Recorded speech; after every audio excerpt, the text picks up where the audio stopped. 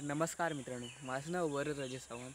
आपल्या चॅनल कोकण मॅगझिनमध्ये तुम्हाला सगळ्यांचं स्वागत आहे. मित्रांनो, आज आहे शनिवार आणि शनिवार निमित्त मी हनुमंताची पूजा करतो. मी एक शॉर्ट पण टाकलेली मागे, तुम्हाला माहितीच असेल. तर आज मी जाणार आहे नागनाथ उसले येथील हनुमान मंदिराकडे. तिथे आज कलश रोवण्याचा कार्यक्रम आहे आणि आज मी तुम्हाला ते सगळं दाखवणार आहे, कसा कलश वगैरे रोवण करतात. कारण आजचा व्हिडिओ खूपच इंटरेस्टिंग होणार आहे. व्हिडिओ शेवटपर्यंत पहा.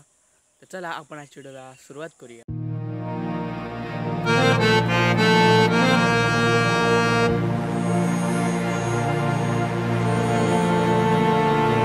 मित्रांनो, माझ्यासोबत बंडा आका आहे आणि बंडा आकासोबत मी जाणार आहे. पण एक गोष्ट, बंडा आकाने मला सांगितलं 8 वाजेपर्यंत तयार हो, आणि आता जर मी ते 8 वाजले तो फोन लावतोय. तुम्हाला काय सांगतो माहिती आहे काय, मी आता अजून आंघोळ केली नाही. आंघोळ केलो का नंतर येतो. मित्रांनो, बंडू आका गेलो घराकडे बंडू आका गेल्यावर आम्ही लगेच गाडी घेतलो आणि निघालो. खय तर मारुती मंदिराच्या दिशेने आता आम्ही चाललो. आता मी सध्या आहे आमच्या हातेर धरणाच्या इथे, मी इथून आतमध्ये आमच्या हातेर धरण आहे तिथे रस्ता जातो आणि आता आम्ही चाललो आहोत. आपण पाहू शकता.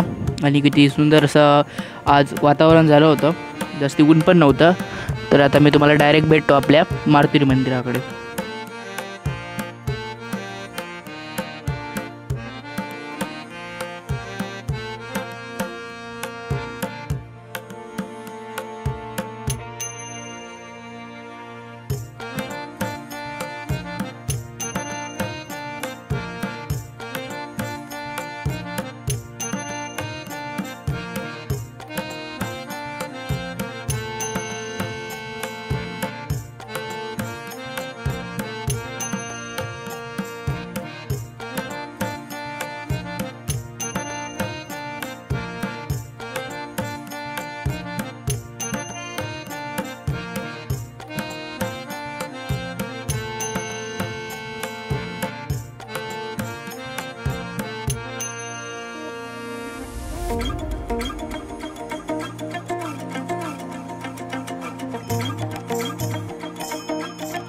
तर मित्रांनो, आता मी पोचलेलो आहे आमच्या श्रीदेवी भावी मंदिर आहे ते.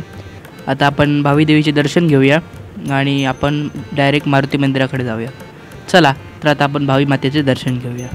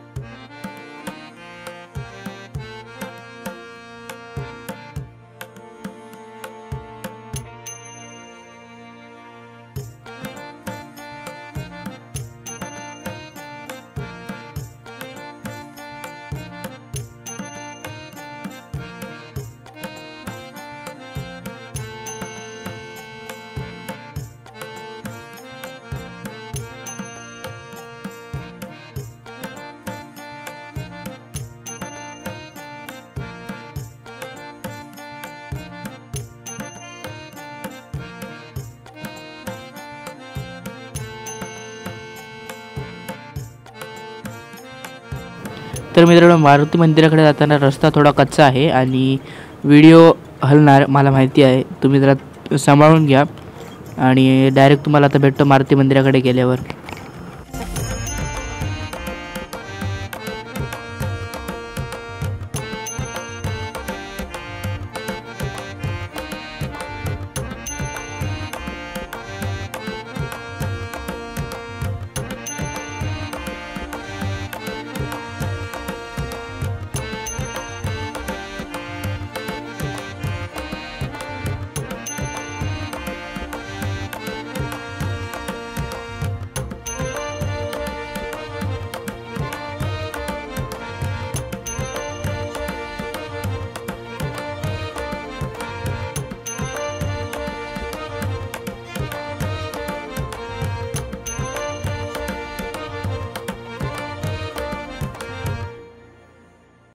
तर मित्रांनो आता मी पोचलेलो आहे आमच्या रांगणा तुसुल येथील मारुती मंदिराकडे. इथे कळशाची पूजा होती, आपण पाहू शकता.